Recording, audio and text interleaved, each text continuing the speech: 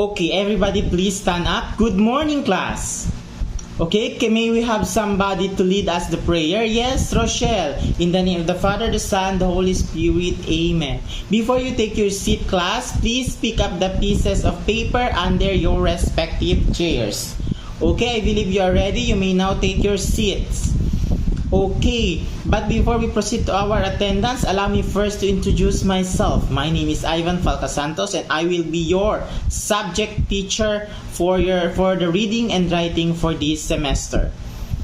Okay, now let's have check the attendance. Okay, perfect attendance, very good class. Before we begin, let us review our classroom rules. Please listen attentively when someone is speaking.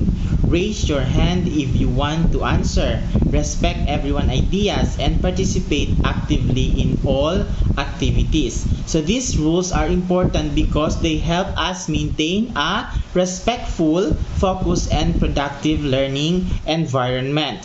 Following them allow us, everyone, to participate and understand the lessons fully.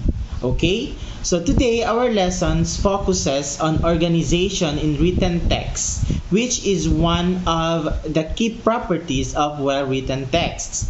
By the end of this lesson, you are expected to first identify and explain how ideas are organized in a written text. Second, show appreciation for a well-organized text through active participation.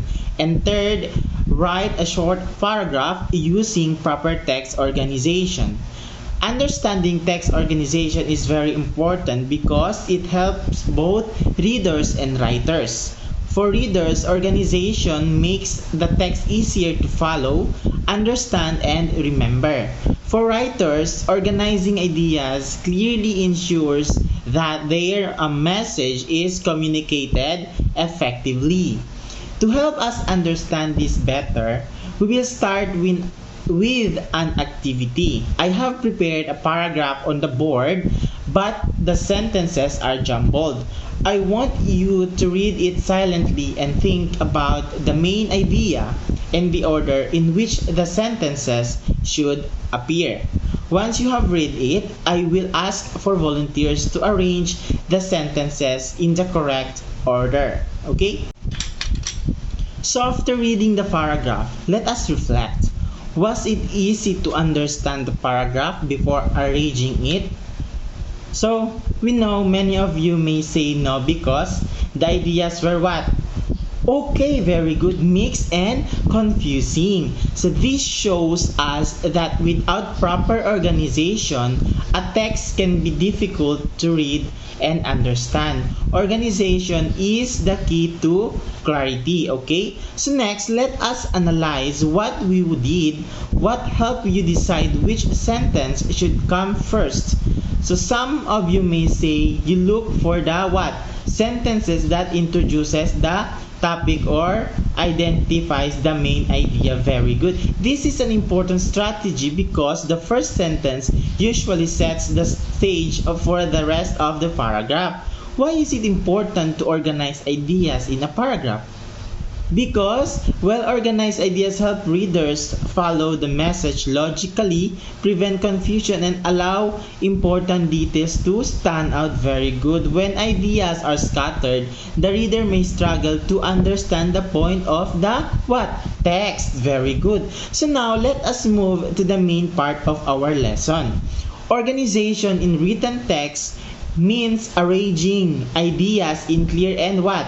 Logical order. Very good, Santiago. Writers organize their ideas based on their purpose. The most common types of organization are, first we have the chronological order, which arranges ideas according to time or sequence. For instance, describing your daily routine step by step. Next we have the cause and effect, which explains why something happens and its result. For example, many students fail exams because they do not study regularly. So next is problem and solution, which presents a problem and provides a solution. For instance, air pollution is a serious problem. So to solve it, the government must encourage people to use public transportation and plant more trees. Next is compare and contrast, which explains similarities and differences between two or more ideas. Do you get it, class? For example, comparing online learning and face-to-face classes. Okay, so now let me ask you this question. How does proper organization help readers understand a better? Okay, very good. A well-organized writing helps readers follow the flow of ideas, understand the message quickly, and retain important information. And it also helps writers express their ideas clearly and logically. So now let us apply what we have learned. I want you to write a 5 sentences paragraph about my daily routine, choosing one type of text or organization. So take a few minutes to write.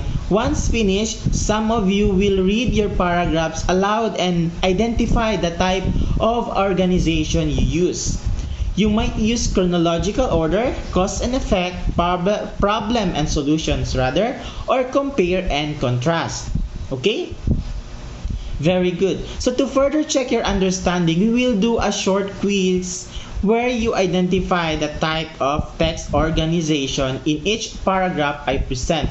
This will allow you to demonstrate that you can recognize how ideas are arranged in different texts.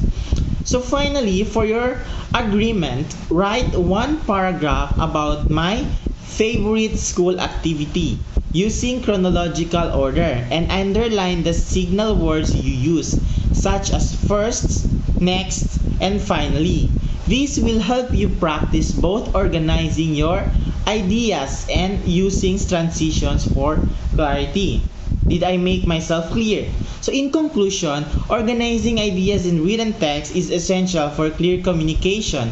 It helps the readers to follow your ideas easily, understand the message quickly, and remember the important details. As writers, using proper organization ensures your writing is logical, coherent, and effective. Okay? Great job, everyone. Thank you for your participation. That concludes our lessons for today. I hope you learned something from me.